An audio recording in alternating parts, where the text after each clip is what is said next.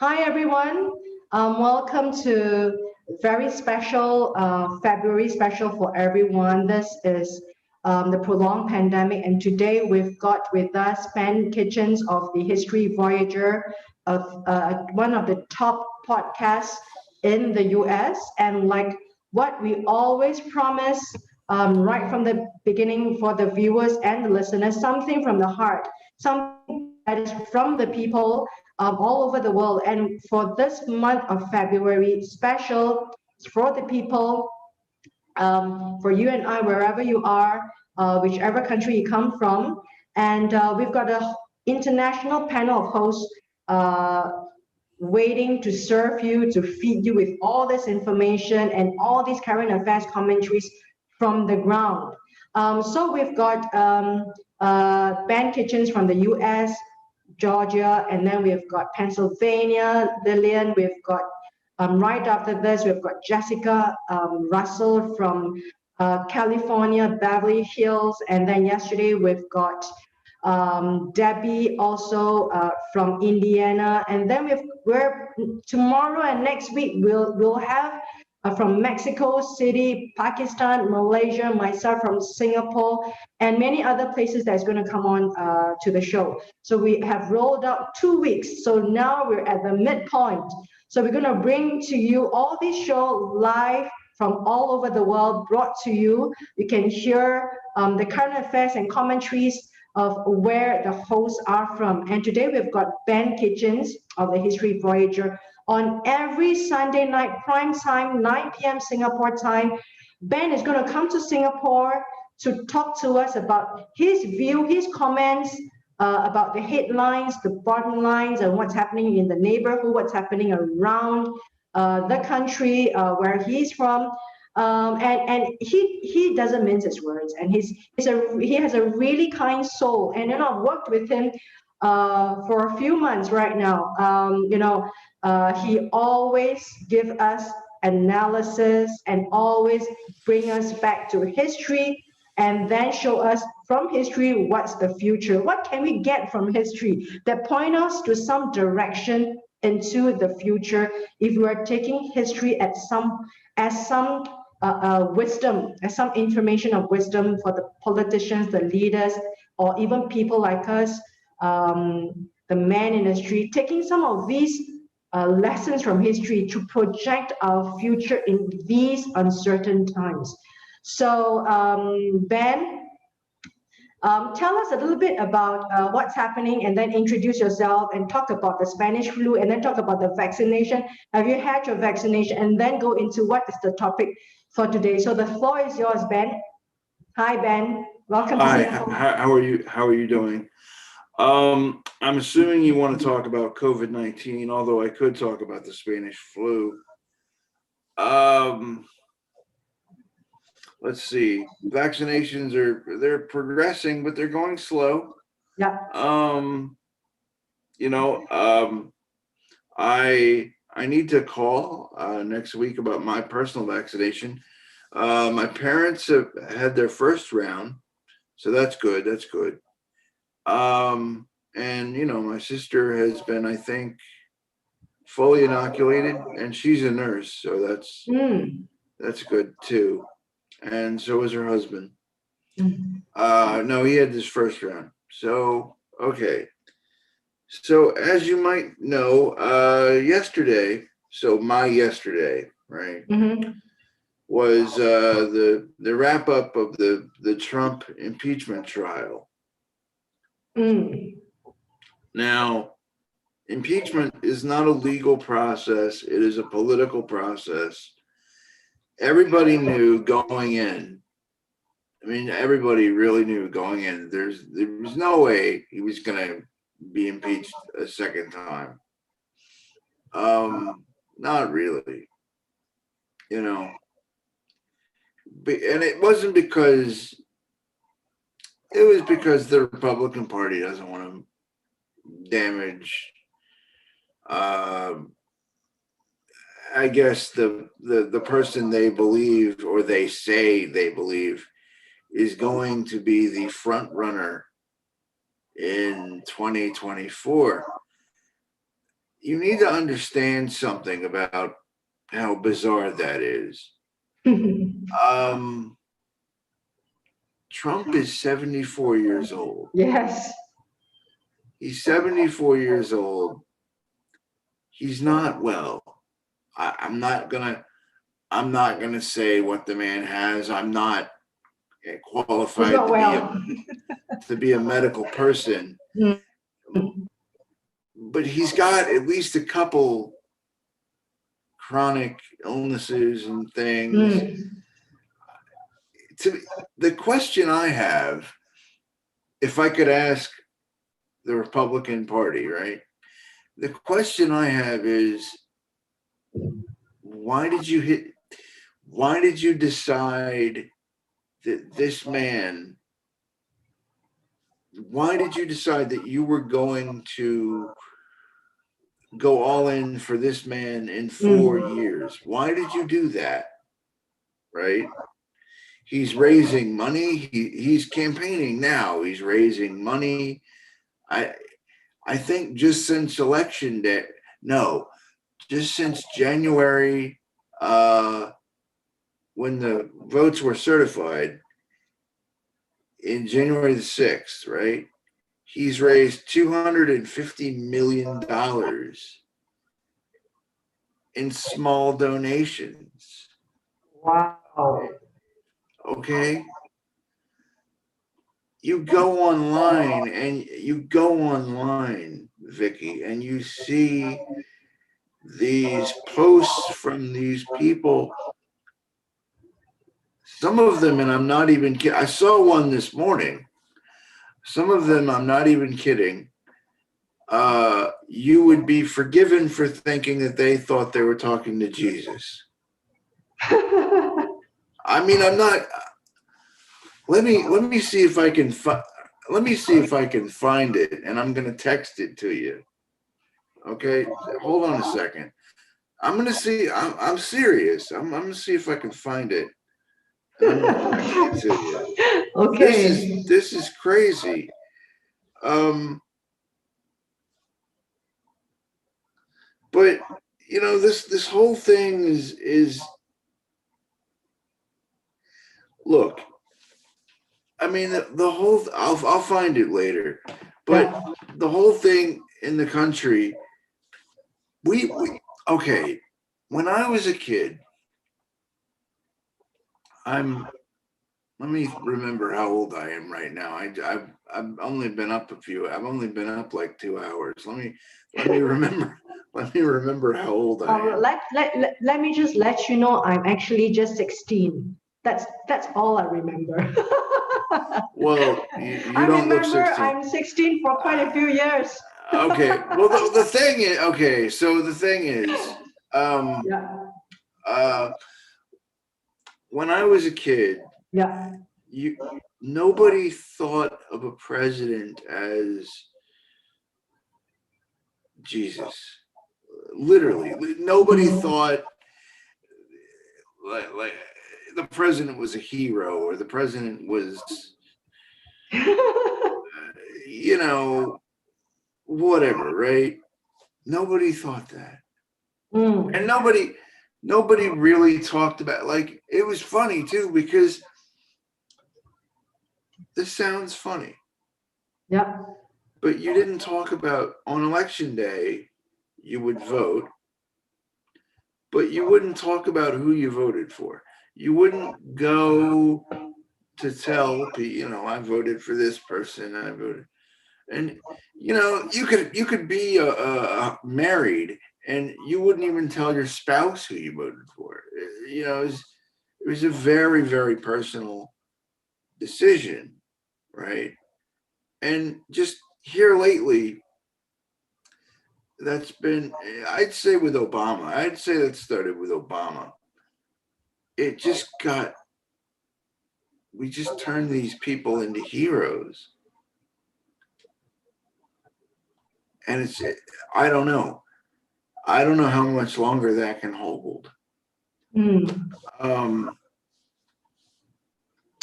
I mean, in America, there's a lot. Am I right to say that this culture of hero worshipping, because you've got this all these movies that comes up of Hollywood is all about heroes.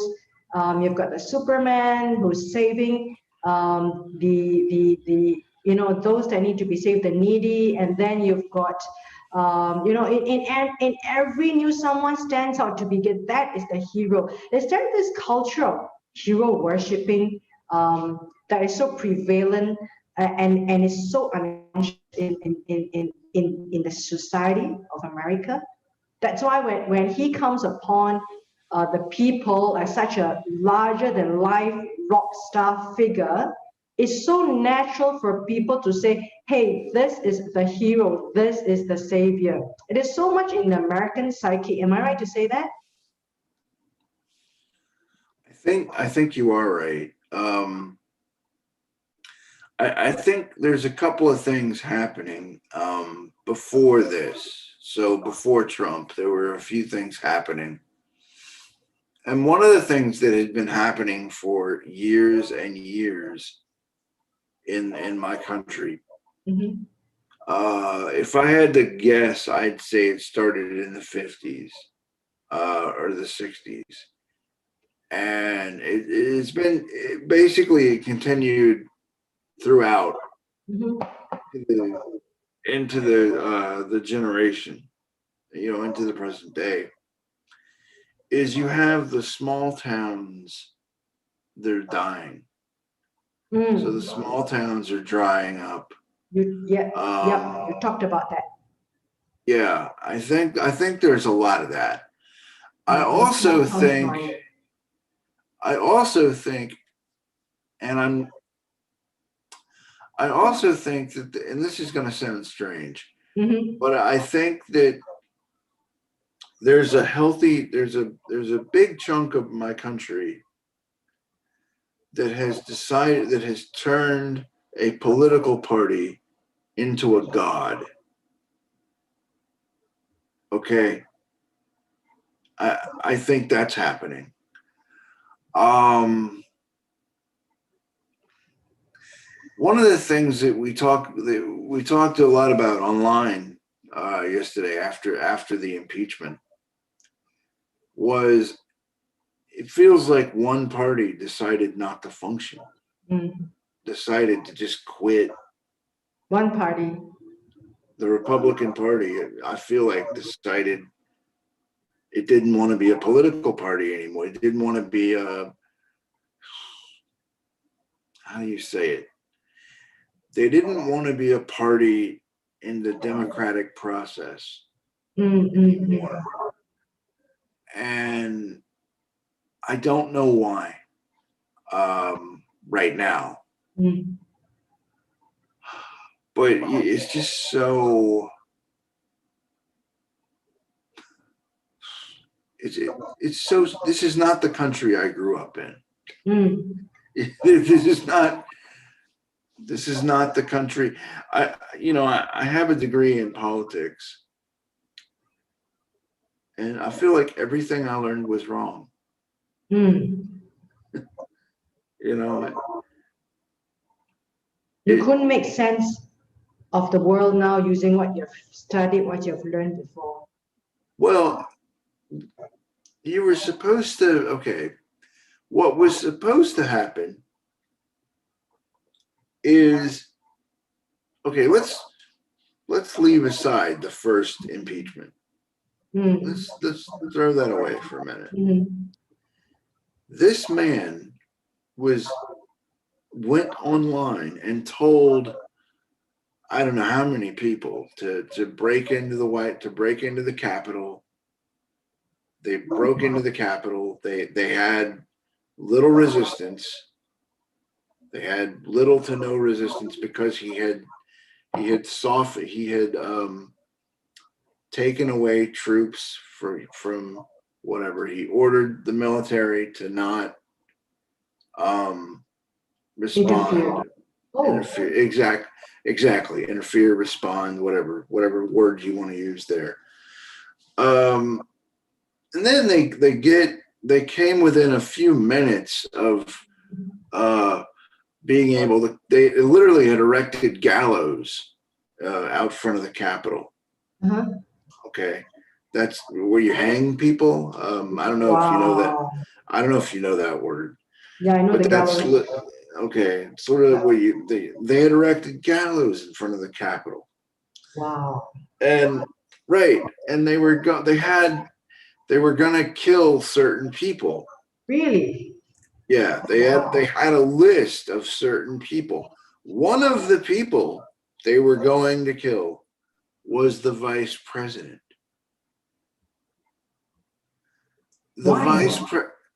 I'll get to that in a second if you want. Okay. The vice president's brother is in the House of Representatives. So the lower chamber of the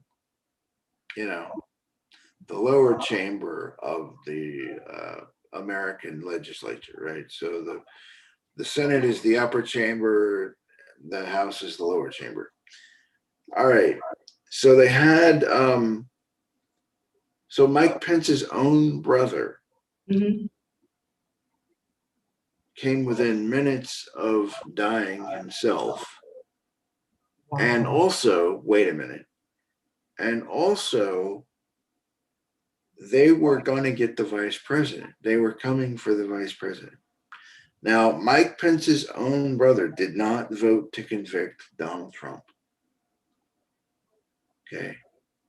There were people in the Senate who he was going to kill, who he had ordered this mob to kill, that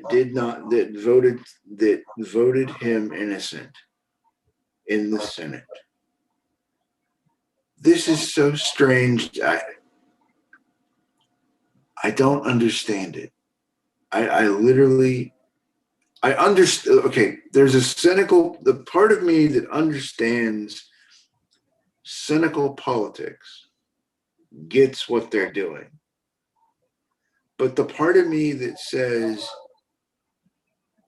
this man almost killed you and you're going to say that he's innocent, and he was caught on, I don't know how many phones. It was a lot. It was a whole lot. He was caught on, I mean, the riot, or the whatever you want to call it, was filmed on literally thousands of phones. The FBI is going through. I heard the number of hours of footage of this, and it's a whole lot. It's just literally in the thousands, tens of thousands of hours of footage. I don't understand.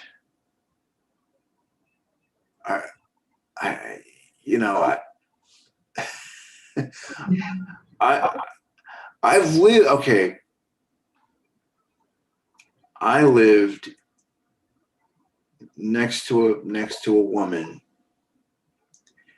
who was a dangerous person. She would run around the hall of our apartment, run around the corridor of our apartment with a gun, and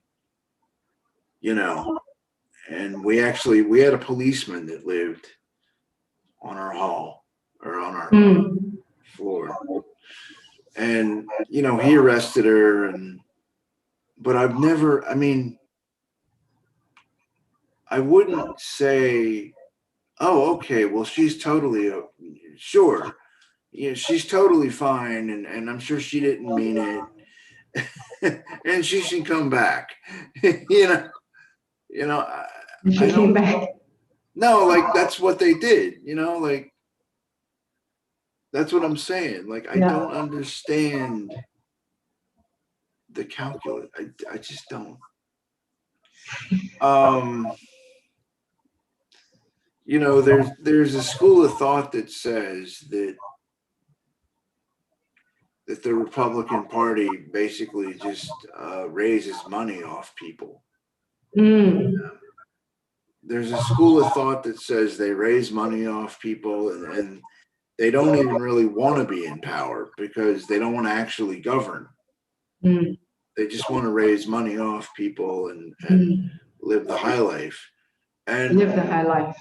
I guess, sure. The thing I'll tell you,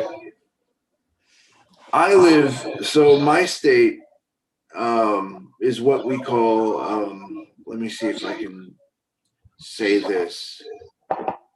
I live in a state was Republican dominated until recently, right?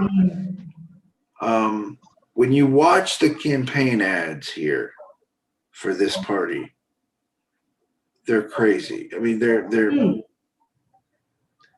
What does like it say? like vote for. Okay, here's one. One of the senators. We had a senatorial election. One of the senators came on my television with an ad and said, "Vote for me, or Joe Biden will listen to the scientists." They don't believe in the science in that sense. Well, their voters don't. I mean, I guess I don't. I mean, I know what you mean. This is so much in the headlines nowadays. It's just so strange. I think I might have told you I think I might have told you this. Yeah. I've got a neighbor. I mean, a lot of these people, a lot of your Republican voters, a lot of them don't actually think the virus is real. Like they don't actually think it's real. Which, okay, we had, last I looked, I don't know how many millions of people. I had a friend of mine, his brother passed away the other day, literally the other day. If you don't think this virus is real today, there's something wrong with you. I'm just saying, you're not with it. You're not with it. Sane, or however you want to say it.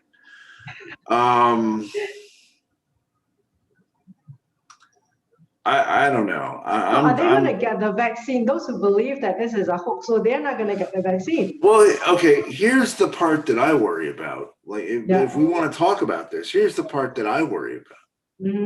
So a virus, right, it evolves, okay?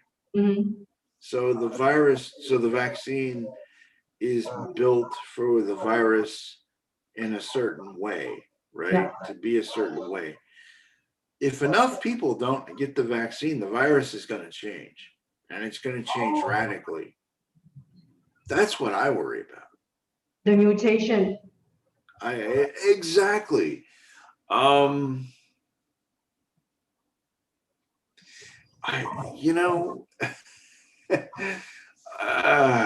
But here's the part that I was actually talking to a buddy of mine, a friend of mine yesterday.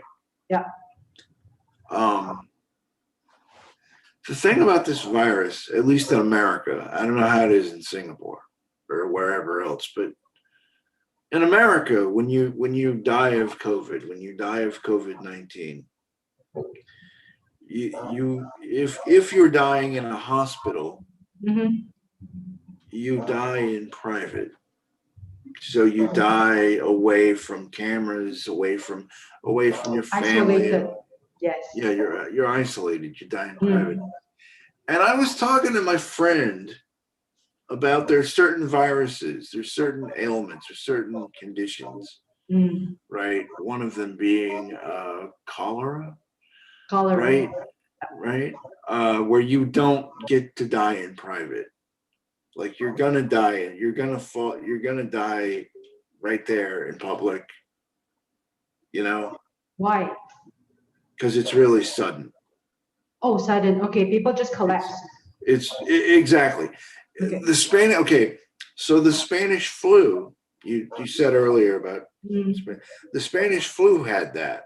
You could be, there were cases of like people that would be out in the world and they'd be dead by sundown. They just collapse. Yeah. They would just collapse. Exactly. That's a great way to say it. But I don't know, Vicky. But so what I was saying was, if this thing ever mutated to where it was just all of a sudden, like you're standing in line at the movies, or you're standing wherever, and you just fall down dead. Yeah. If this thing ever mutated to that, in the day and age of Twitter, in the day and age of Instagram, in the day and age of Twitch, Facebook. Exactly. I can go on and on and on down the line. Yeah. It would just be pandemonium. I don't know if you know that word, but it'd be pandemonium. But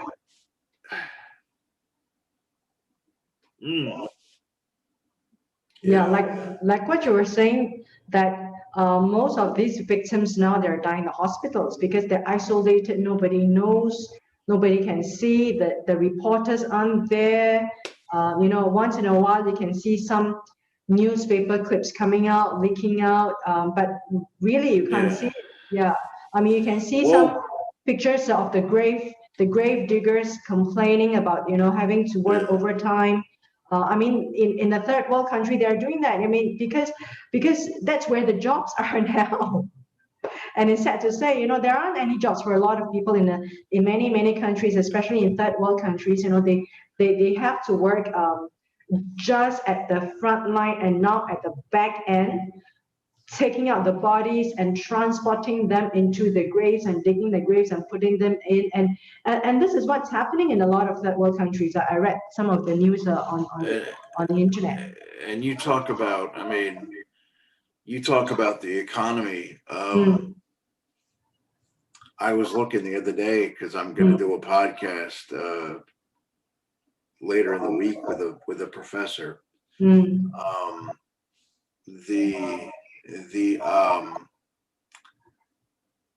The percentage of people employed in the U.S.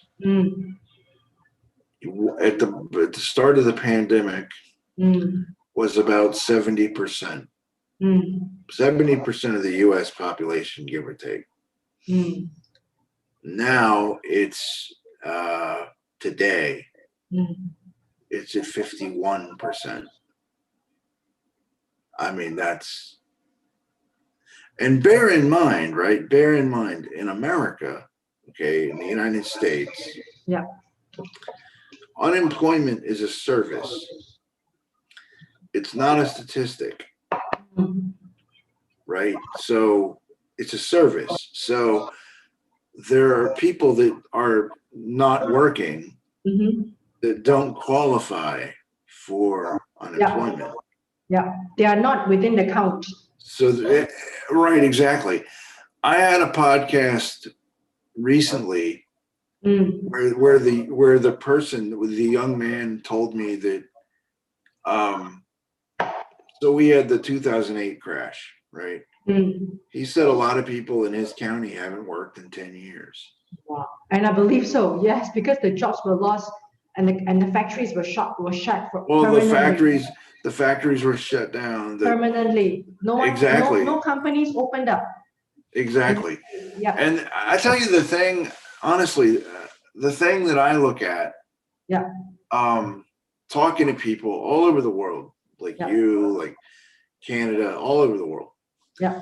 The thing that I hear is, so my country, so we're downloading the podcast so we talk, right? Yeah. So my country is going to have, or they're putting in high-speed internet into the rural areas, blah blah blah, right? Yeah. And like I talked to a young man in a farm in Canada. But he didn't always live on that farm. He's a computer technician that had to move to that farm for his mother. And the government of Canada is putting in high-speed internet into his farm. And this is how he's able to talk to me. Okay. We're not doing that in this country. And, so I look at how this is going to go, and I'm saying, in the new world, the jobs are going to be everywhere and nowhere. Like they're going to be everywhere. Everywhere and nowhere. Yeah. But also nowhere, because you can't. Yeah. Wow, what a way to put it. To me, it's okay. Good. No, it's everywhere and nowhere. Everywhere and nowhere. But to me, it's. And here's another one for you. So Ford, was it Ford or GM? I forget. The two car makers, Ford or GM, one of them, said that they were going to have their entire fleet. Yeah. They were going to have their entire fleet be battery driven. Battery operated. A lot of these cars, I mean, this is what I've been thinking about for the last, I don't know how long, but if you think they're mad now, if you think these people who voted for Trump are mad now, you just wait till they can't go anywhere. Because no company is going to put in, like they're from these isolated areas.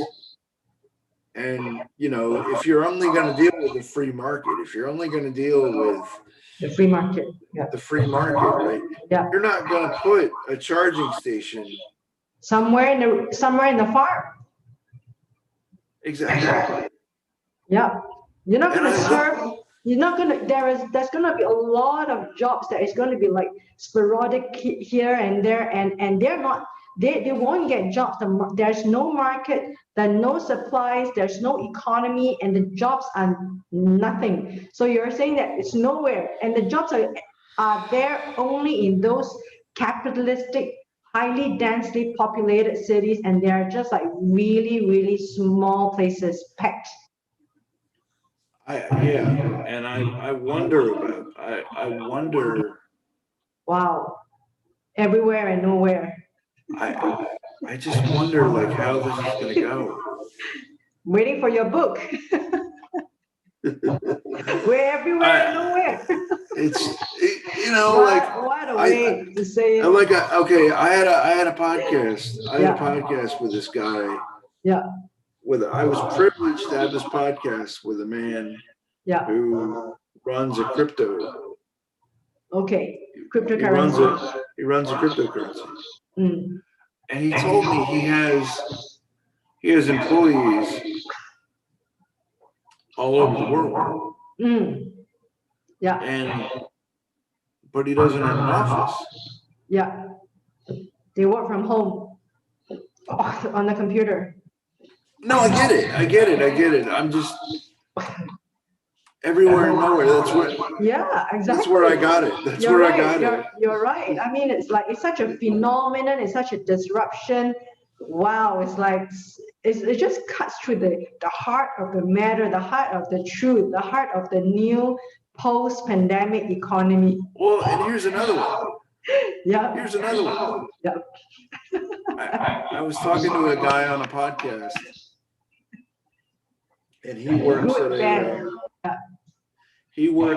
at a ad agency. And so the ad agencies now, they have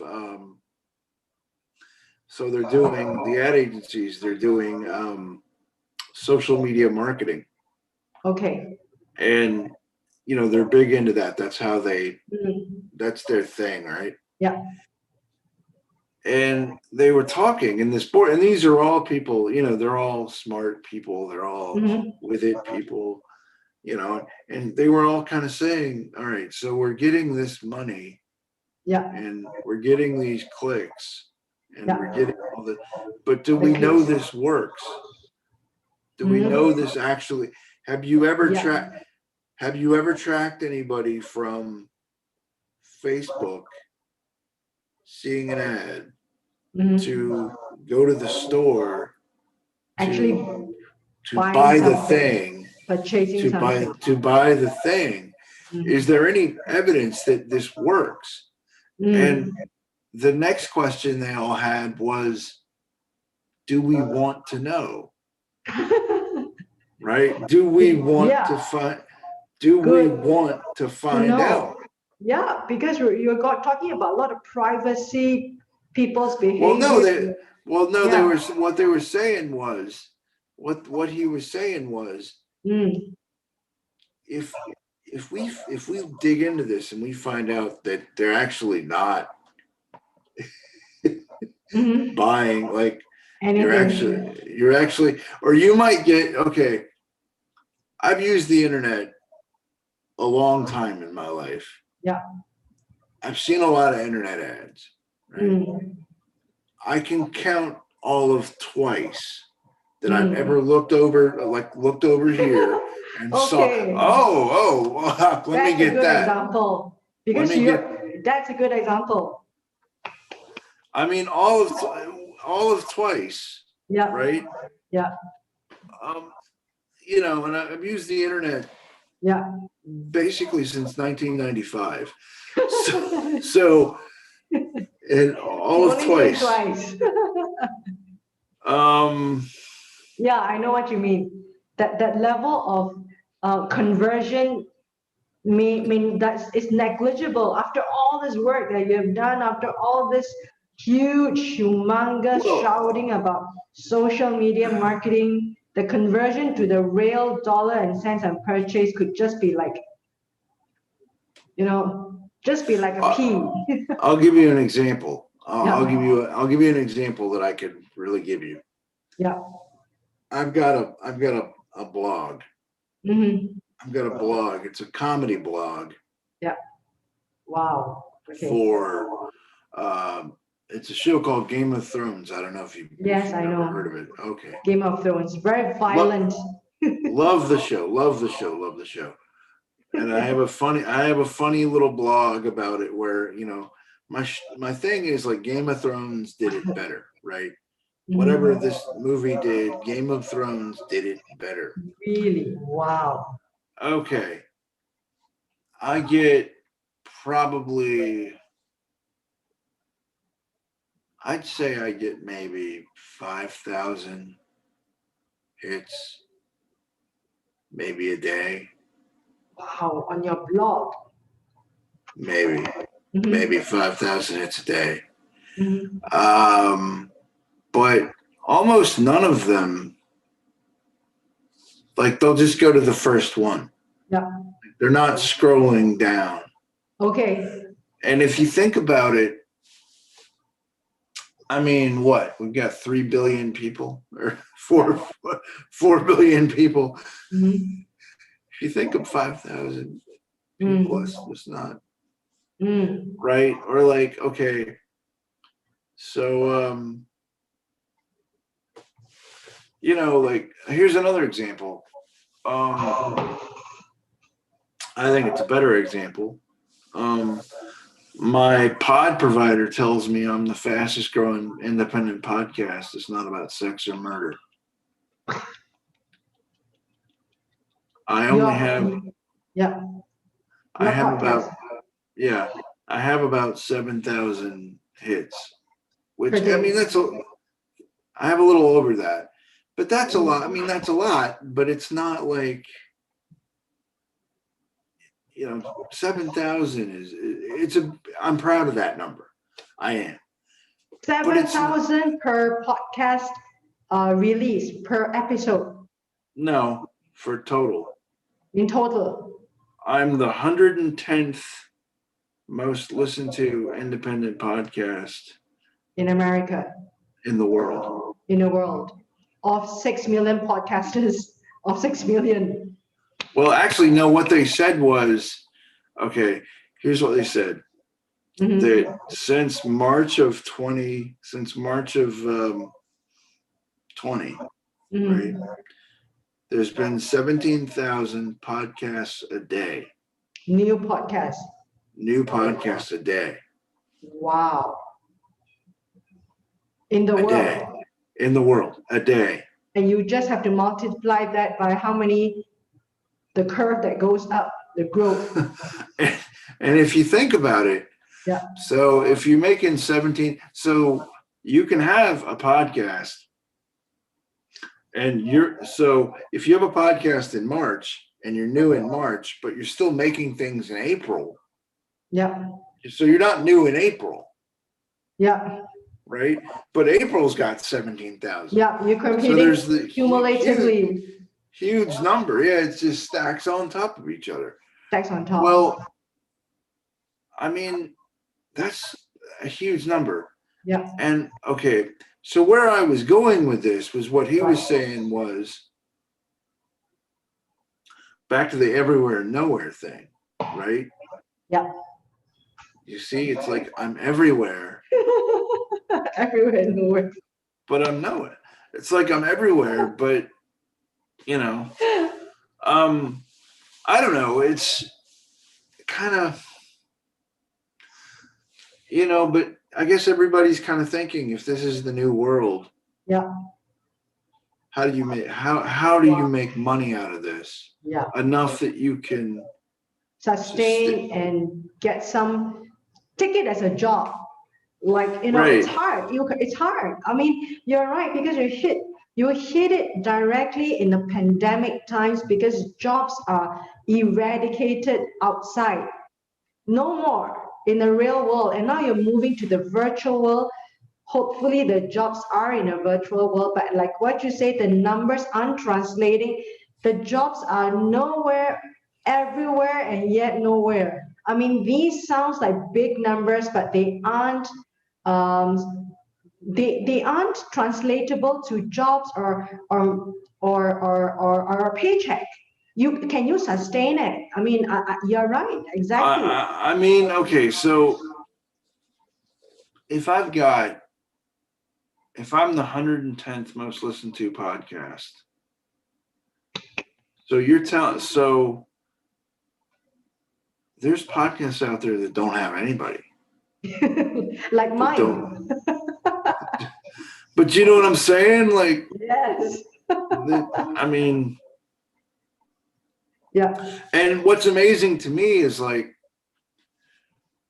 what's amazing for me actually is they use it in the college class. Stuff on the Spanish flu. They use that in colleges. Wow. All over the world. All over the English world, they use that in colleges. But so it's like, I mean, I was talking to a buddy of mine, the same guy yesterday. Yeah. We were talking about. So let me ask you a question. Yeah. You eat beef. Do you eat beef? I'm more like a vegan. Okay. But I eat eggs. Okay, let me ask you this. Could I buy beef in Singapore? Yes. Could I go? Okay. How much would beef cost me? How much? Well, it's hard to say. It's about different cuts. But I would say that if I'm just going to talk about a burger, you've got a burger. How about by the pound? If I were to go to the store and buy by the pound, how much would that cost? I'm going somewhere with this because let me tell you why. Yeah. Cost of living. We made beef stew the other day. Yeah. We made beef stew the other day. $45 for the meat in the beef stew.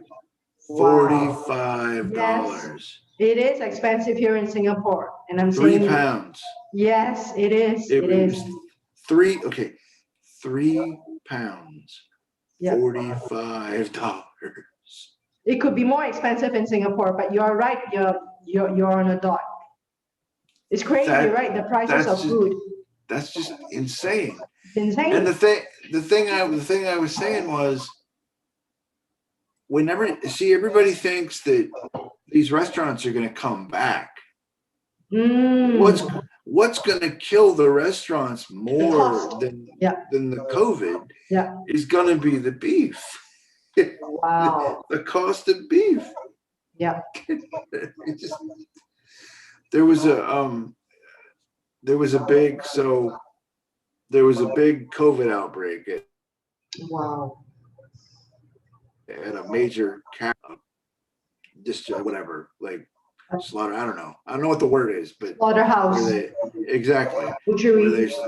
It was a major COVID outbreak there. Wow, in the US.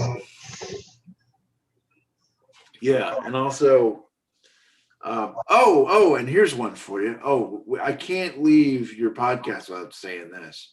Yeah. So my county where I live, I go on the paper. Yeah. I go on the New York Times, which is the paper of record for America. Yeah. I go on the New York Times. Yeah. Right there in the New York Times, it says my county in another state is the #1 place in the world to get COVID. Wow. I can't leave.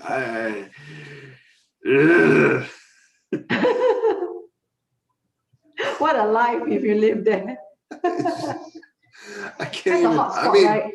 Hot spot. Oh, the fire spot. It's a fun. Well, let's see. I mean, so I've got this friend of mine. Yeah.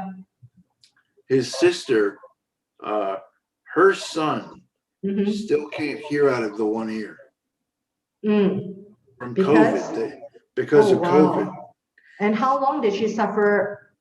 And how long has she recovered? A couple of months, a few months. So you don't really recover from it, the damage that's being done. Not some people.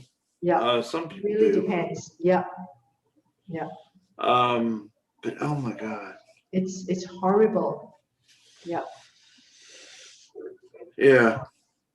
Just no, it is. So Can I ask you one question?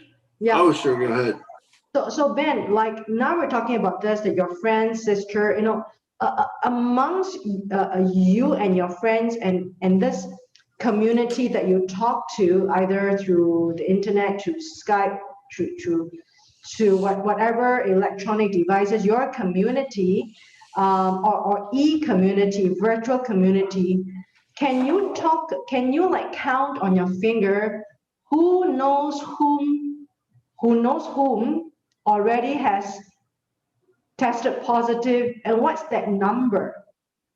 We're talking about people who are related, like who knows whom, da, da, da, da, da, da.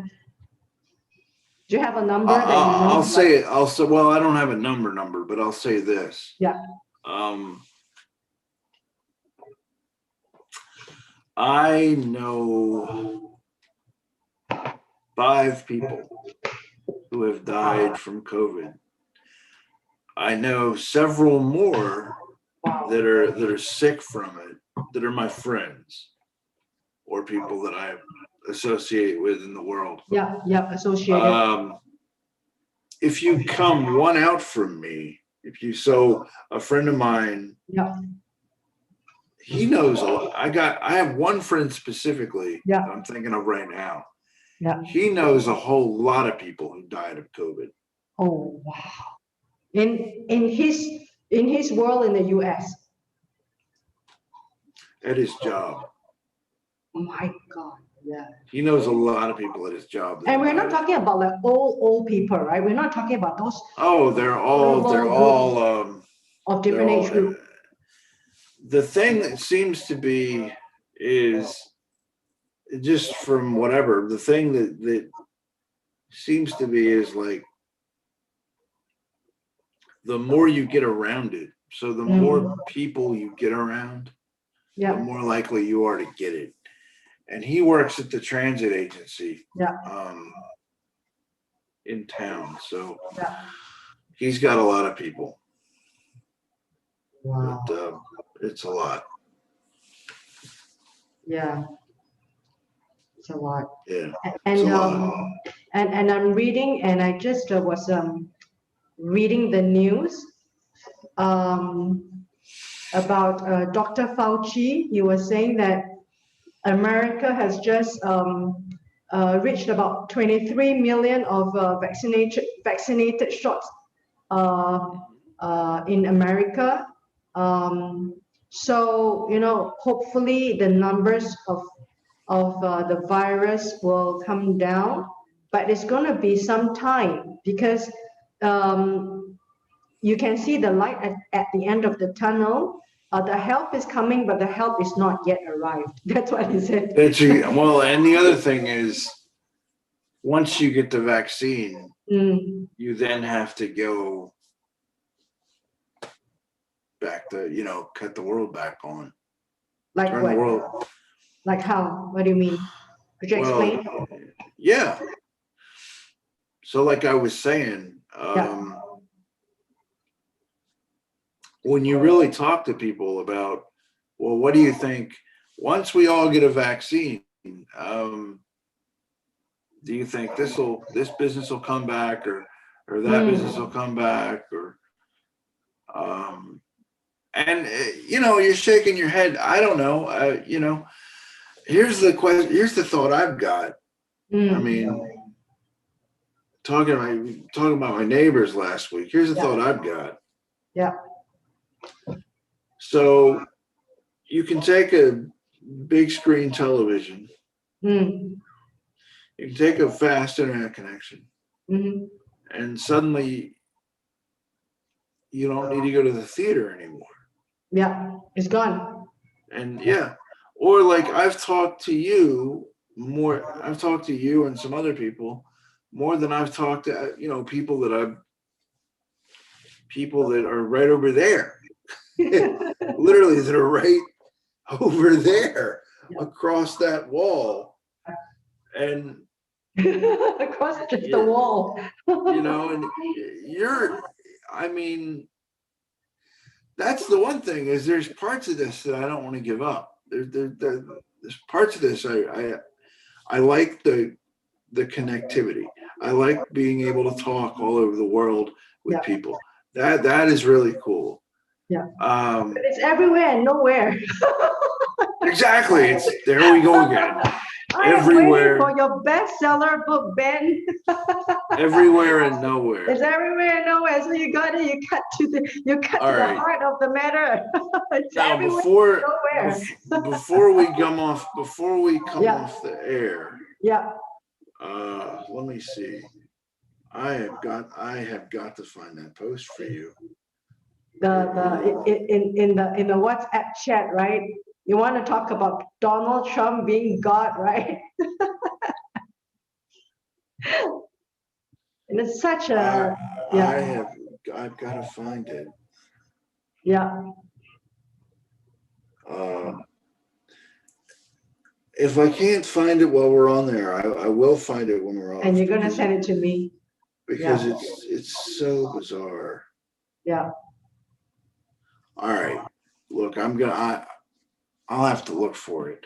Yeah. But I will find it. It's just so bizarre. I mean, you read it, if you read this and it's like, I hope this person's crazy. Like I hope they're crazy. Because if they're not, I mean, this is really strange. Yeah. Do you have any other questions? Well, I think to wrap this up, we've got another 1 minute. Ben, I just want to thank you and also repeat this to the listeners and the viewers who are tuning in right now to the show. Ben is going to be with us every Sunday, 9 p.m. prime time for 1 full hour, 55 minutes to 60 minutes.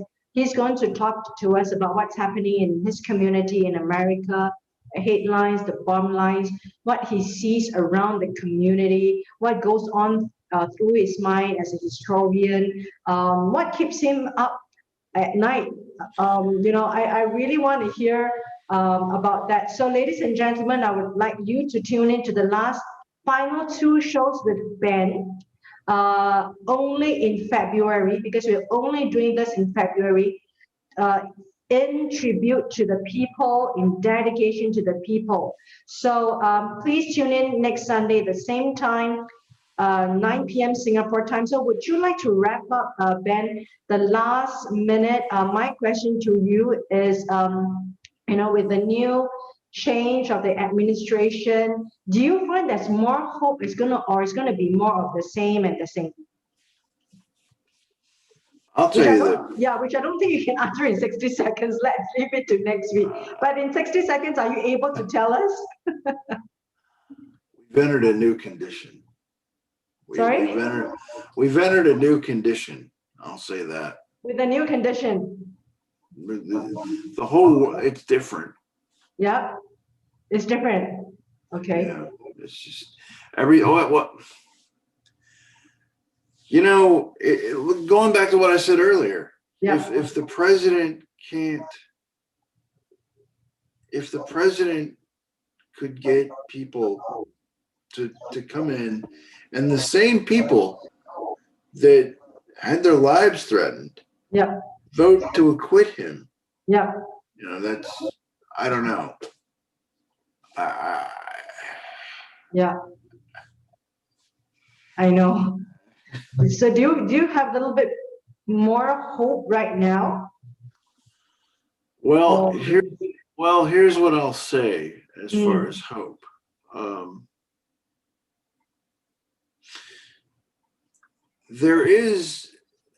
America does have, you know, we do rise to challenges.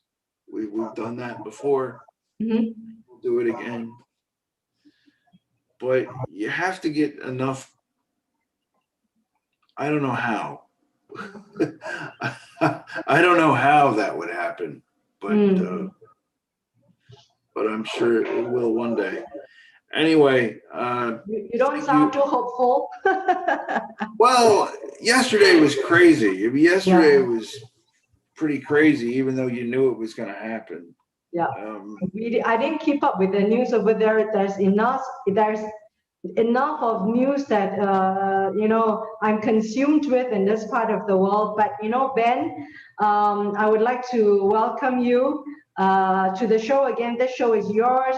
Tell us what keeps you up at night. Come back again on Sunday, 9 p.m. Singapore prime time. And I'd like to reluctantly say goodbye to you, but you know, every time we've got so much to share. You're like an old friend already. You're like an old friend I've never met, I've never known.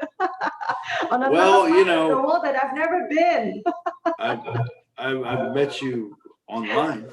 Yeah, you know, it's like an old friend that we've never met, we've never seen each other. We it's just like I already know you for long. Like I know you like from your philosophy, your view of the world.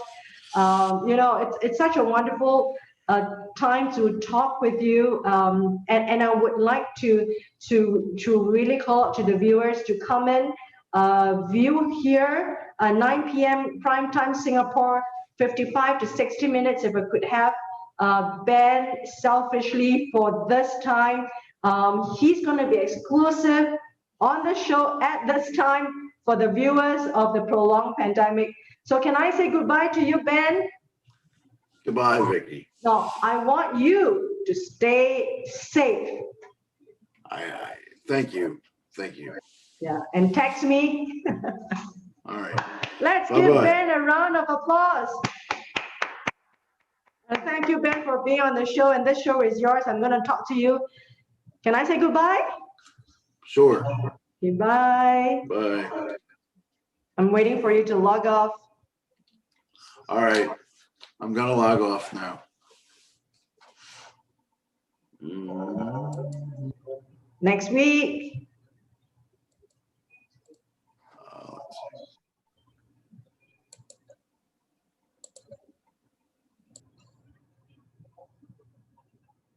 Hi, ladies and gentlemen. We are on prime time, 10 p.m. Singapore time, and we've got Jessica looking like really sexy right there with her like tousled hair. Now she is in California. Now she has a business that she runs right outside Beverly Hills. I think you told me about 2 kilometers of Beverly Hills, but correct me if I'm wrong, but you with your sexy tousled hair. Okay, now I just want, before we go into Jessica, let me tell the viewers about you a little bit, and also tell the viewers and the listeners who are joining us right now at the 10 p.m. prime time Singapore show February special. Now February, we only have this live cast in February dedicated to the people all over the world regarding the prolonged pandemic for people in general. And we've got an international cast of panel of hosts from all over the world and all over the US, and they are going to bring you their experience, their expertise, and they're going to bring to you their commentaries about the special subject matter that they are specialized in, their area of specialty. So please join us on Sunday night, 10 p.m. prime time is Jessica Russell. Miss Jessica Russell is going to be her show for today and 2 more Sundays in Singapore, and of course broadcast to you all over the world. And you can come in live today on the 14th of February, Valentine's Day, 14th of February, Valentine's Day 2021, or during the replays, or in the internet. Is going to exist forever on the internet. So today's the first episode with Jessica Russell. I welcome her, and a little bit about Jessica, because she is, I can say in a few words. Jessica, are you there? I am. Good morning, everybody. No, all right. I am going to introduce Jessica in a few words. She's like multi-talented, and she's able she's like a person who can take on multiple projects, and her mind works like a computer. When I look at her, I can almost visualize how she works, like an Excel sheet, if you know what I mean. It's like, okay, the first project goes da, da, da, da, da, da. Second project goes da, da, da, da, da. They can almost start and end simultaneously. She knows what she's going on in her mind, what goes on in category 1, category 2, category 3. When people outside may think that she's like trying to handle a lot of things, but in her mind, she's cool. In her mind, she knows what's going on because she's able to handle all this. Am I right to say that? Hopefully, yes. Yeah, I know you. And you know what? I'm going to introduce you formal to all our listeners and viewers, because Jessica is the first time and she's holding this show for her. And a little bit about her. Now, Jessica, I just want to let you know that she is an international businesswoman, and she has seen the world from the US, and she's crisscrossed the world from the US to the Middle East to Europe to Asia, and she has worked with clients, national corporations, MNCs all over the world, and she has done corporate training, she has done individual training and she has done a consultancy for high net worth individuals, and that is someone that we need in Singapore. I think we need the talents to actually take care of the high net worth of people who are coming in right now because of the COVID-19. People are trying to come and park their businesses, buying their second homes here. And not only is she a global businesswoman who's able to take on multiple tasks and projects, and her mind works like a computer, like the Minority Report, and she's also the top world certified hypnotherapist. And this is something that we do not know a lot in this part of the world, but she's going to dive in as the show progresses, either today or next week, because today, let me tell the ladies and gentlemen, it's a long introduction to her show, Business, Health, and Women. So women, please tune in. Men, please tune in. So Jessica, today we've got this theme from you. I love to have you on because you're a multi-talented woman. You're a multitasker, you're able to do multi-projects, and not only that, you make use of your talent, and you are multinational. Well, I met my match. So, before we go on to your show proper, would you like to say hi? Hi, everybody. Welcome to America, and I'm really glad to be in Singapore. Yeah, welcome, Jessica. A little bit about Jessica and my relationship. It's like we have known each other for a long time. She was in my show last year. She talks about the mind during pandemic times, and we're in the middle of a pandemic, with or without the vaccine. We're still in here, right? Even without the vaccine, which successfully rolled out, we would be still in. I should say this cloud of the pandemic still covering us. I think that is what the scientist is supposed to, is trying to tell us, that even if every single human being is vaccinated in the world, COVID-19 isn't going anywhere. You are going to live with it. The world is going to change forever. So, we need experts like Jessica to tell us about some of these experiences as a businesswoman, entrepreneur. How does she pivot a business? How is she going to handle the business? And how is she going to handle the health and the mind in the future? And today we have her theme, being a woman in a man's world. I think this is the topic of the millennium. Jessica? Unfortunately, it's been the topic of centuries. Centuries, it's never been in the forefront. Okay, let's put it out in the forefront. Jessica, welcome. Thank you. Good morning, good evening, everybody. It's 6 a.m. there, right? I'm going to tell everyone 6 a.m. there and 9 p.m. in Singapore. So we are in the twilight zone. Well, it's funny. I gave myself plenty of time to get to my office this morning, and I really don't live that far, but it seemed like every single red light I could hit was right in front of me. And I think it took me longer to get here, starting at really 5:15 a.m. than it would have been if I would have come in a little bit later. But I'm glad that I made it. I was thinking every minute that passed by. Yeah, I just want to tell all the viewers and listeners, I mean, the hosts that come on to the show, they are dedicated, they're committed to come on to share some of these tips and some of these things that we can take away from the show. So, Jessica, thank you for being on the show and driving that 5 a.m. car and in the middle of a hot spot in America. Tell us, how are you holding out, girl? Tell us. Well, personally, I am holding out very well because gratefully, I have places that I can escape to. I have a couple of offices in Los Angeles. Most people do not. And, I'm busy. I mean, I can work from home. I can come to Singapore and work. And, everything is pretty much online. But I will tell you now, our city looks a lot different than your main city. But in essence, when you go outside, when you know how many people are residing here and you see it's so empty, a Friday, Saturday night where normally people would be out and around, or just in a work day, it is very surreal.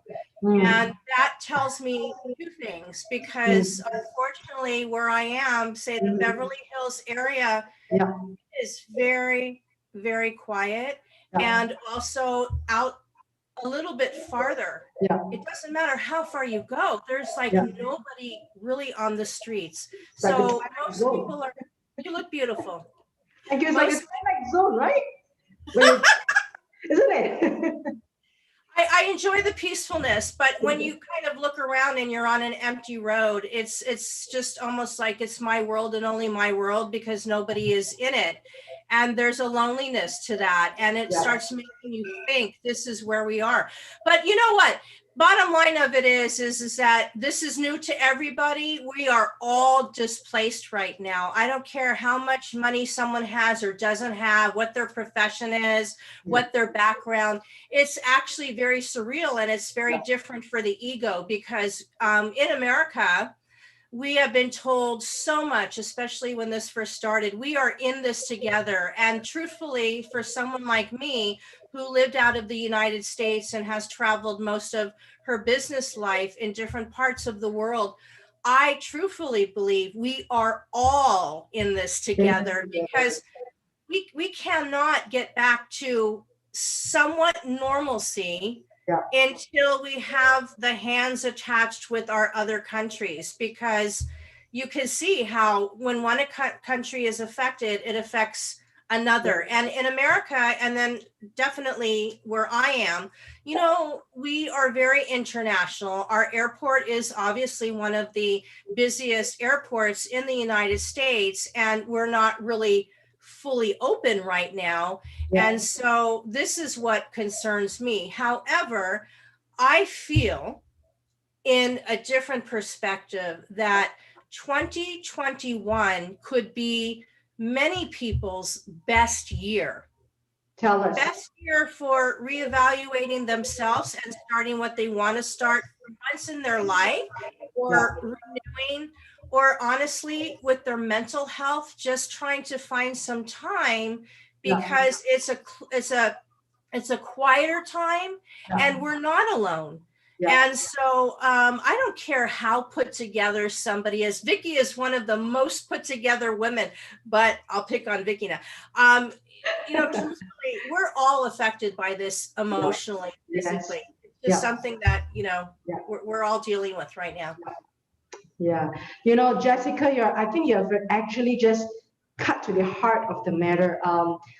You know, you have seen the world, you've traveled the world.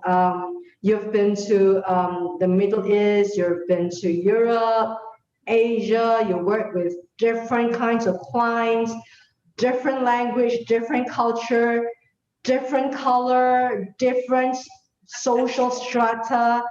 I mean, you have seen the world, and for you to now being able to assess that, I think it speaks a lot about what you're saying.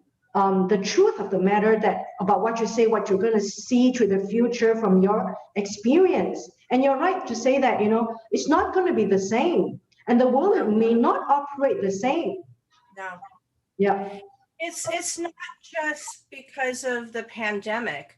I've been to places in Europe and also the Middle East where, I'll be very honest with you, because of change either of leadership or mentality in people, I'm a little bit hesitant to go back, even though I have a certain love for them, because their society has changed, the leadership changed. And you know, I just want to put it out there for the people who are watching, because I usually have people thinking that I'm a lot younger than I am, but I'm in my early 50s. And so since I was in my early 20s, I have been traveling. I actually lived in London, England for 3 years because I studied abroad, and I went to the American College of Business over there and studied international business. And then my life progressed so differently, and I kind of veered more into wellness and mental health.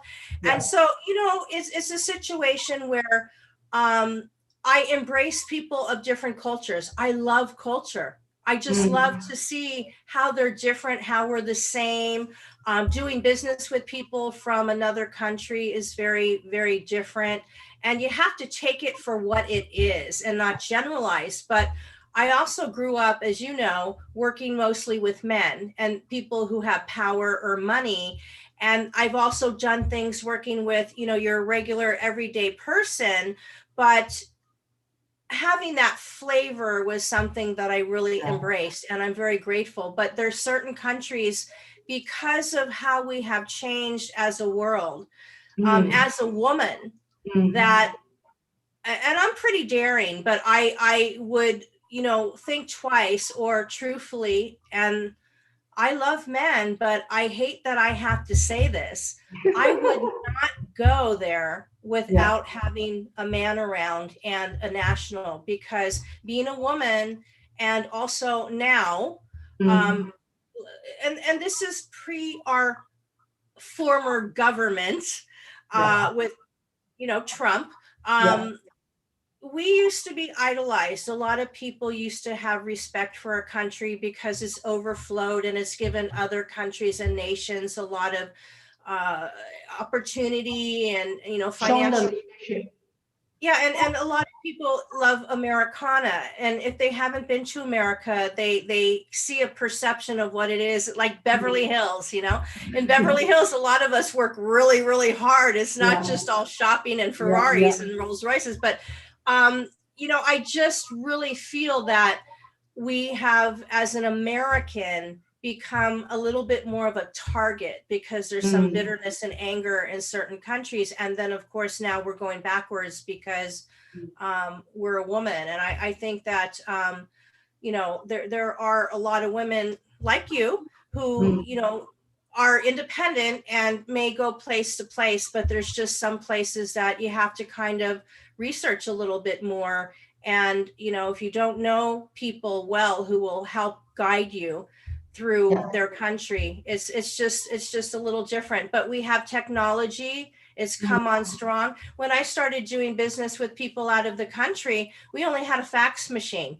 And believe me, to send a fax was very expensive. And I remember back in the day, we had the cell phones that were like the big cases that you had, like the suitcase.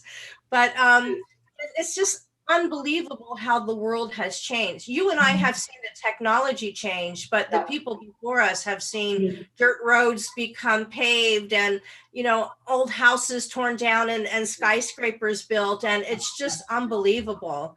And we're going, I think, through a shift again.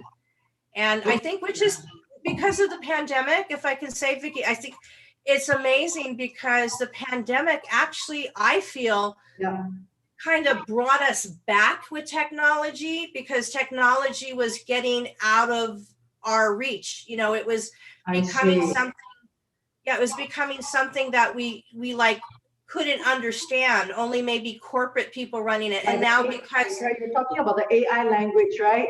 You're talking about like the Elon Musk is so unreachable because they're talking about the Elon Musk and the Mark Zuckerberg. Is as if the technology is in the hands of a few, right? Exactly. And it's also something that the average person cannot touch. We can't get into that.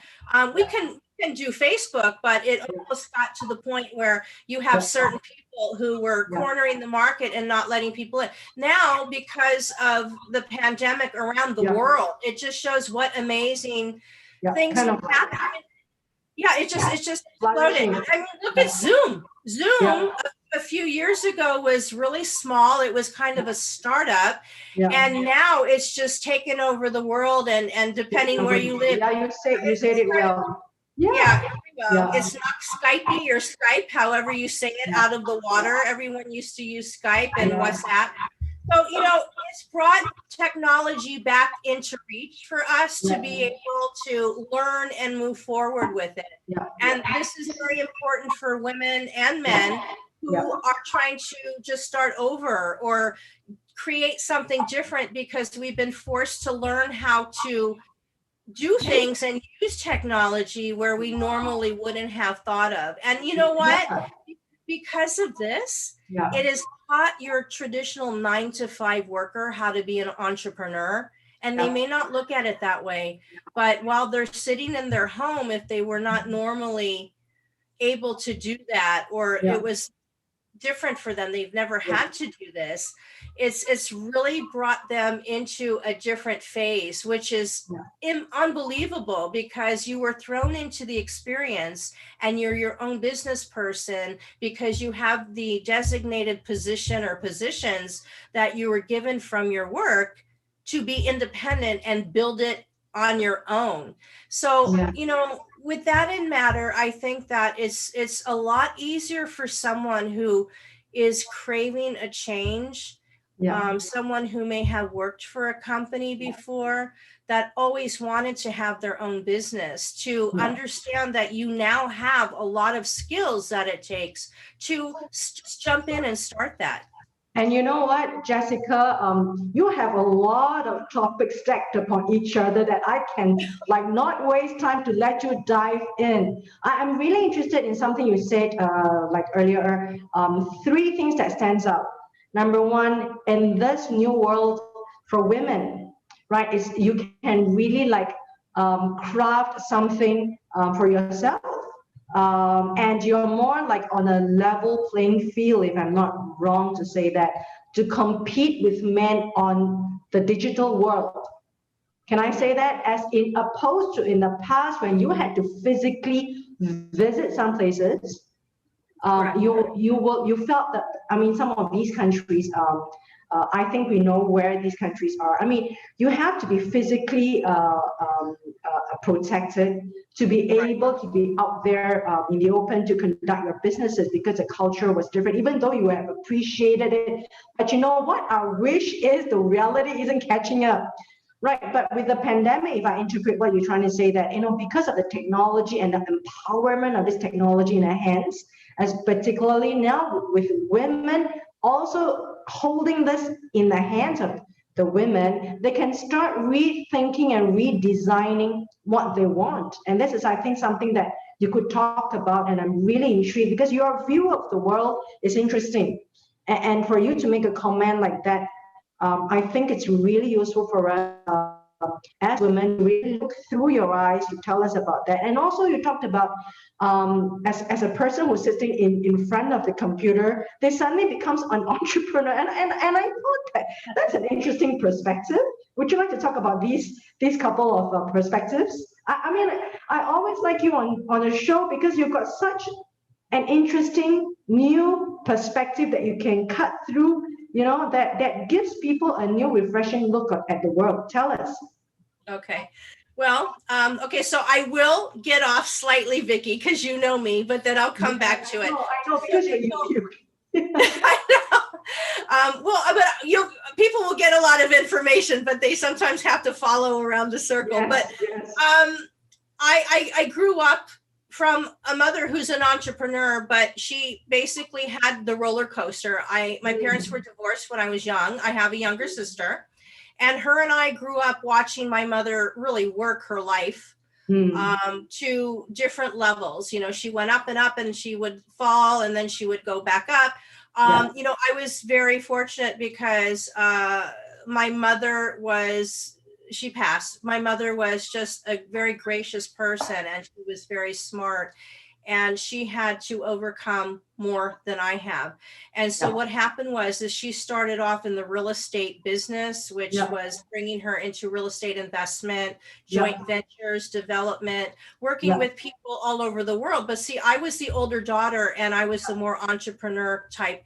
And so I helped her with the fax machines, and I you know, helped that along.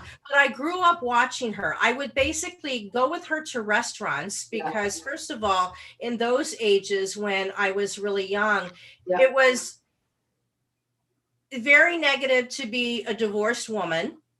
There was a stigma with that, which I know you go through a lot, you know, where you are.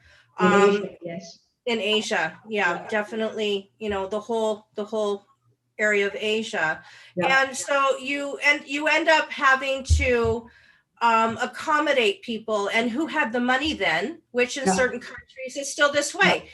The men are the ones who have the money. They're more high net worth, and maybe through divorce or now through hard work and coming into their own, women do have finances. But in general, the women basically had to work with men. So I grew up basically going to restaurants and sitting next to my mother, trying to be a nice little girl and keep quiet while she did her business, or maybe in the booth behind us. And so I would always watch. And with my mother, and this is where it started from, I started to work with non-American people. And most of the people came from parts of the Middle East. And then it branched into Asia. And then I decided, especially when I went to college in London, England, because of my surroundings, that this was something that I felt I was good with and I enjoyed, is working with very, very international people. And also because of where I live, you have a big choice of who you can work with. So I basically didn't work for many people. I always past my 20s had my own business.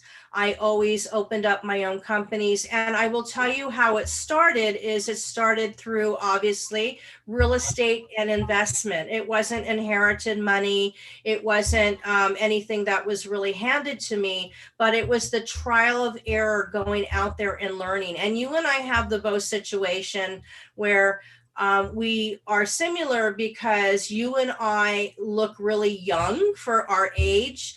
And at that time, especially, yeah, well, it's good now, but you know, when we were trying to do business, it got in the way and it was very, very difficult. And we had to create an image when we were trying to be professional, just like the person that we were dealing with, which was natural for them. But for us, we were looked at. You got to fight through that image, that perception. Yeah, got to fight through that. You have to literally fight. You have to fight through that. And, you know, many times I would be in tears because I would, you know, go and meet somebody who I felt was very serious and wanted to do business with me. And we would have to meet at a restaurant. We wine and dine. That's kind of how we, it's how you do business. And so when we're having lunch or we're having a dinner at a respectable hour with a male associate or a colleague, we're living in the same world. We have to pay rent. We have to, you know, pay expenses. We have to take care of, you know, sometimes children and so forth. We're there to do business and they're thinking about having a nice dinner. And they think that the validation is because they can spend, well, now, you know, depending where you live, we'll say $30 on your meal, you know, it's not correct. And still we battle challenges with this. And you know, a really good point that I want to echo, and the listeners and the viewers who are coming on, I really want to applaud you for bringing that up because it's something that is so rarely talked about in so many different aspects, especially when you wanted to do a public relation or marketing relation with a client and they have a different kind of idea. Yes. Yeah. But and that's where I always tell everybody, and you said this at the beginning, we are still living in a man's world, but it's how the woman plays it. And so I learned very young because sometimes I would meet the people that my mother was working with because like I said, sometimes I was sitting there in the same booth and I was being the nice little girl and they would start talking to me and everything. And I also grew up without a father. And so I think because of this, I wanted to and there's other things that I don't want to span into, but there was an interest in that man who my mother was doing business with because I was so unfamiliar in a daily basis with the man. And so I think I took that with me when I was doing business because I started to understand the male mentality a little bit better, which I really, really am grateful for.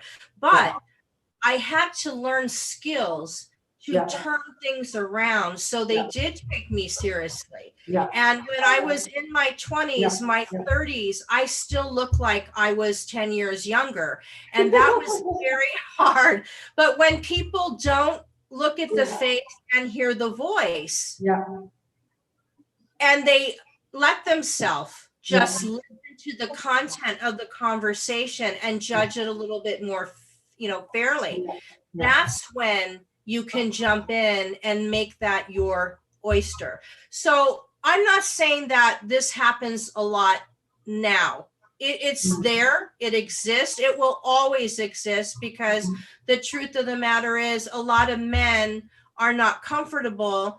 A lot of men are not understanding how to work closely with a woman. Now that's the older generation. That's true. I mean, it's like we are the curve that is starting to be seen and heard more, and they have to start trying to catch up to see how they deal with women. And I think I can summarize in a couple of words as like, you were actually growing up in this family culture that you take after your mom, and then you brought these kind of understanding about male authority, about the male dominance in the workplace, and you had to try to kind of like maneuver it, and yet trying to find your identity and your voice in it, and to be respected for it while you're looking really young. Yeah, and that was oh my God, I can tell you so many examples, but you know, there's nothing I think that's difficult for most men is when they come to your office and they're sitting on the other side of the desk you own, and they're trying to put together a business deal and ask for money. It's very difficult. And so I'm very aware of that also. I shouldn't have to be aware of that, but I'm aware of that. So I had to learn people better. And, you know, ironically, depending on what country the person comes from and how close the culture is in their normal existence, I had to treat it differently, because I would definitely work with somebody from, say, Saudi Arabia or, you know, parts of the Middle East a little bit differently than I would say, you know, somebody from France, somebody from America, someone from the UK, even though those people sometimes are different. You mentioned I grew up in a family, or I was very close with my mother and my sister. They're my family, but I didn't have the traditional family scenario. And so sometimes when you actually do work with people from certain parts of the world, they are extremely family oriented. And so you have to accommodate their family in with your business life. I hold so many secrets about a lot of the businessmen that I work with, about their wives, their family, you know, what their dreams and their hopes were and everything. But see, I was able to get there with the people that I work with, and they let me into their personal life. So it wasn't always about, Jessica, I want to take you out for dinner or more. It was more, you know, Jessica, I appreciate you getting to allow me to explain my home or my personal situation. The respect. They respect, they trust me. And I will tell you, I have had that many times with Asian men who come into a conference room with other men and are so quiet. They don't say anything. And then if I have an opportunity, because I don't talk like I'm talking now, I listen. They trusted me and they confide me until my death. And they see that from me. So I think that has helped also, because it allows me to understand how to negotiate with myself first, so I can negotiate the business relationship with them. And they don't know what I'm doing, but it has helped me along the way, because business is business. And so there's a lot of angles that you can take from this. It's not all negative, but you have to learn how to turn something negative into positive and use it as your advantage. And when someone is not that knowledgeable on how to do this, my suggestion for them is don't be afraid, don't be nervous. I will tell you, one of the best things I think for people, not just women, but especially women around the world. And you know, I touched base on this, but we'll just say a housewife, the CEO of a home. A lot of women who are CEOs of the home, they don't realize what their capability. I'm telling you, I still understand. It's not that I want to believe, I understand. Behind most of everything, a good woman makes the world go round. And when you are somebody who, let's just say, started a career and then pushed the career to the side for home, family, and marriage, and maybe wants to get back into the workforce or start your own business, it is the best time right now. The best time, because it's not about finances. You don't have to have a lot of money now to start a business from home. You can excel, and you can develop it during the pandemic because people are more forgiving. People are not going to judge you as much as they would if you had to be out on your own. Days. So does that answer, like, 2021, like what you say, could be the best time of your life if you are poised and preparing post 2021. This is the best time, like what you say. I totally believe that. Because around the world, tell us. Yeah, I think around the world, we will never be able to go back to a lot of things that we lived normally a couple of years ago. We've moved ahead of that. We are going into so many different directions, and we've hit a curve and we're turning. We can't worry, even though we have to be obviously safe and cautious of COVID. COVID is not, if you want to look at it realistically, going to go away because we have access to vaccination. It has changed so many things. And, I will tell you, in Los Angeles, which is very, very hard to understand. In Los Angeles, now, first of all, California, Los Angeles, California. California is in the top 3 wealthiest and most professionally productive states in the United States. Right now, our employment is so high, it's almost beyond on repair. And most people are on some form of social or public assistance because our environment is shut down. The restaurants are shut down. Yeah. Entertainment is shut down. Retail is shut down. Service industry, everything is gone. It's gone. And there's no way, unfortunately, how a lot of people will ever do the honest and the honorable thing and pay off their debts because of what has been created here. And they did this kindly because of protection for others. And I have to give the respect for that. But it goes to show you that we have to reinvent. And we have to, unfortunately, move forward. We have to have compassion for others. And right now, this is why I was saying earlier, if you are a woman or a man who wants to start their business venture for the first time, I feel right now, even if you don't feel that confident and you're not as skilled, you can jump into the deep end. Don't go starting to walk from shallow to deep. Jump into the deep end because you will swim. You will swim. And if you can't handle the deep end, you can go a little bit to the shallow and then try to work back to the deep. Fantastic. But just jump in, you're going to go. You're not going to drown because people will be there to help pull you up. Everybody wants everyone to have a success story, and you can make mistakes. Like for example, I'll go back when I was a little girl, I would be tired. I was a little girl. I'm sitting with my mother and they're doing business. It was harder for men, but I would whine and, Mommy, when are you going to be finished? I want to go home, blah, blah, blah. Even on the telephone, in America, unfortunately, we're one of the leaders of divorce. So you have a lot of single moms that are doing business.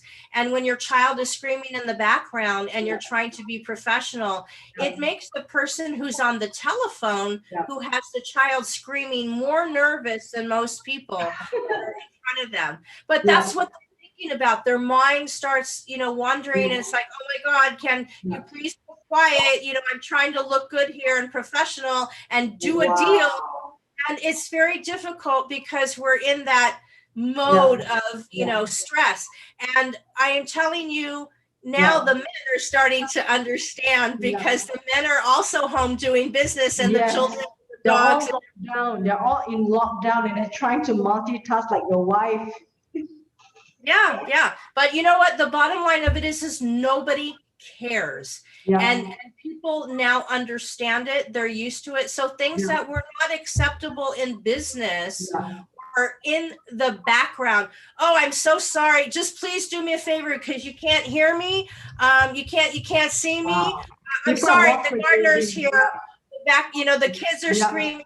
This is just part of our business life now, and it will be from In the years future. now. It's become acceptable. So this is why the woman today who has never really been able to have the opportunity to grow into a business or a hope and her dream is very, very able and definitely capable of doing it more today than here's the thing, then she will be when the pandemic shifts more and more, because then the society will become faster and more demanding, and then we won't be back to normalcy, but back to as much as possible where everything becomes faster. So if you get in now when it's slower, and this is, you understand, this is how business is. You develop and you try to push closer and closer for a release. So when the time is good, you're able and ready to push it through. But you start in a bad time. You start in a bad time and you try to push it out, because for some people, the bad is the best. Yes, the bad is the best. Yeah, unfortunately for... Why when the stocks are down? Yeah. Well, as long as bad is not the best, as in putting yourself in positions to be abused, but that's another issue, right? But that's why I'm saying you can do things a lot cost effective now, or will cost little or no money. You don't have to travel. You don't have to, nobody knows unless I get up what I'm wearing under this shirt, because I could be wearing shorts, my pajamas, or what. Nobody cares what your wardrobe is. If you have to be online and you don't have to go to an office every day, you don't have to have, 20 different suits. You can just throw on whatever you feel is appropriate for that time. You don't have to invest so much money in looks. No. Jessica, this is such I just want to interject to tell the viewers and the listeners, if you're just coming on, you're listening to Jessica Russell, and if you're just coming on, you missed a good part of her speech. It's so motivating for me, even listening to her, and her view of the world is refreshing and motivating, and she says, just jump right in, because the world is more forgiving. This is a time to actually start right now, because you don't have to have a lot of money. You just try to go to the deep end. I love that. So, ladies and gentlemen who are tuning in and listening to Jessica Russell. So, Jessica, I'm sorry, but continue. I need to welcome the viewers and the listeners who are on. Tell us more. We want more. We want more from Jessica. Thank you. I love it. Like, you girl, this is your show. You need to be on here. At 6 in the morning, you're really good for my ego. You're giving me such good motivation from the way you speak. It's logical. It's not just by the emotion. You're telling us the logic behind. It's not like rah-rah, but the thing is that it gives me such an energy, because your view of the world is refreshing. This is the best time, 2021. I mean, what more guys you're waiting for? Jump into the deep end. And you're right, people are more forgiving now, and you can start a business online, learn the skills. Right now, you don't have to have a lot of money, and your world and your market is right there in the world. But it's right there on Zoom. Preach, girl, preach.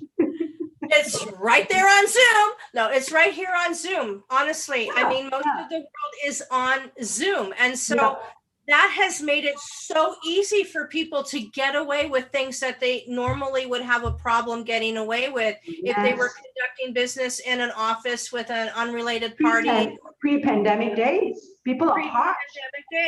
Pre-pandemic days. People give you rejection right in the face. They don't care about you. There's no feeling of care. But the feeling of care and forgiveness and being patient and understanding is right here. Yeah, yeah. But I don't know if you want to switch into this, but it is going to also depend, which is very, very important, on your mental health. Yes, And tell us. We need trying that. to purge out the anxiety, because regardless of anything, Yeah. all of us have acquired anxiety. And Yeah. there's types of people, and definitely in certain parts of the world and Asia, specifically for women, okay? The Yeah. traditional Asian woman or the working class woman, because of heritage and culture, they're very private. And unfortunately, now you come from a culture where there's traditions of trying to release stress through exercise, or maybe on a holistic environment if you are into that. But it is very important to keep the mental health in your reach, so you can manage it and understand how to purge it out. With women, it is very, very important for them to take care of themselves. A mother needs to take care of themselves first before the children. And our natural instinct, if you're a good mother, is to want to take care of your kids first and then yourself last. That's not how it works. If you cannot take care of yourself, then you cannot effectively take care of the kids. You have to step off of the hamster wheel, step out of the circle, and take care of yourself.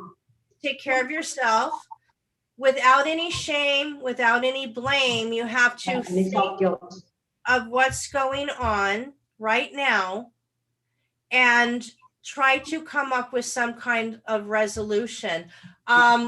What we do in our life, in an everyday existence, definitely affects our health. It is the mind and the body experience. If your mind is not calm and it's not clear, and if you're filled with depression or anxiety, it can layer and harm your body. If the body is not well, it could spiral into endless circumstances that affect health in a very, very strong way.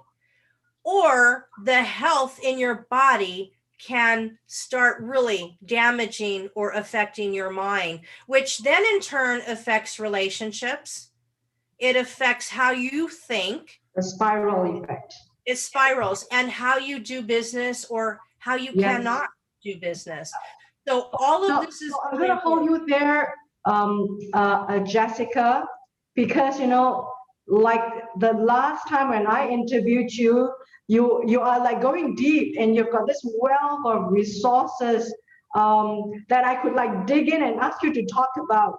But however, ladies and gentlemen, I would like to keep the listeners and the viewers on a hook so that they come back and listen to Jessica Russell all the way from California, Beverly Hills, and she's going to tune in. And why is she going to be here? And this is her show because of you, ladies and gentlemen. So before I'm going to say goodbye to you, I would like you to wrap this up in under 1 minute. Ladies and gentlemen, again, I'm going to repeat this. Come back to Jessica. This 48 minutes just went off like that because I've got so much questions to ask you. I dare not interrupt because you've got a wealth of information. I dare not interrupt. I wanted you to talk about this, dive deeper. So ladies and gentlemen, you know what you got. You've got Miss Jessica here with us, 10 p.m. Singapore prime time, broadcast on 17 platforms all over the world. Please come in and not let her go. And please share and reshare the clip, the episode. And if you missed it, go back again and then watch it again. Go back again and watch it again. This is going to be in infinity, in for forever, in perpetuity on the internet. Now, Jessica, I need you to tell us. All right, I need you to come back again. Now, don't ever I can't ever let you go. Now, Jessica, wrap this up in really tough 1 minute. Tell us your Okay. final wrap up, the final 1 minute. Stop doubting yourself. Stop Don't doubting. allow what other people has been allowed to do to you that you have decided to soak into your heart and your mind prevent you from doing what you want to do in the one life that we know it. In the one Think of life. your spiritual self. Yeah, one life that we know it right now. Your You're spiritual right. self can guide you, whatever that spirit may be, your religion or your belief. Yeah. Follow your hopes and your dreams. And I am telling you, whether you are in your 20s or you are in your 50s or 60s, it doesn't matter. Right now is the best time. If you have no resources to jump into the deep end of the pool, challenge yourself. You will not allow yourself to drown. And if things don't happen fast enough or they don't happen in a time frame that you expect, that's okay, because you are further than you were before, and you're on the road to greatness. You know, on the road to greatness. I can't believe you, Jessica. You've got to have your own podcast and your own very own show. And I'm thinking that you can be the next Oprah Winfrey because she's kind of like retired. So I would like Jessica to have her own Jessica Russell show starting from here. Jessica Russell show. Yes, the Jessica Russell show. You know, I've got so much questions to ask you because I'm so intrigued by your view of the world. I mean, I've got so many hosts that have come here, but you give the most logical perspective of the view of the world, which is positive, empowering through your view of the world. Really, it's not through the rah-rah, to the emotional high, but really to what you just said, going to the deep end, because you can start it really cheap right now, and people are really sympathetic right now because they want to reach out to help someone and help you succeed. And you know what, I have to let you go, Jessica. I've taken you 51 minutes, but you know, you're going to come back. I'm not going to let you go. I know you have me for at least 2 more. Yes, and you know what, it's going to be the Jessica Russell show right here, 10 p.m. Singapore prime time, to the international world and back in the US again from California, Beverly Hills. What a wonderful time. I mean, the Sunshine State. Thank you so much, Jessica. Thank you for these words of encouragement. I can't wait for next episode. Right? The JR Show. The JR Show. Well, the podcast is coming. It's the Jessica Russell Show. And you're going to be on there. I would love to be out. I would love to be there and to tell you all my lives that I have lived, because I couldn't. I talked about it. Tell you, I couldn't text you. It's like words are just not enough. All right, thank you, Jessica. I'm going to see you next week, ladies and gentlemen. Tune in. You've got the power from her. You've got the power from the girl right there. You know, she's with us and she's going to give us the power. Thank you, Jessica. Let's give her a round of applause. Be safe and be well, everyone, and be happy. Jump into the deep end. You're going to...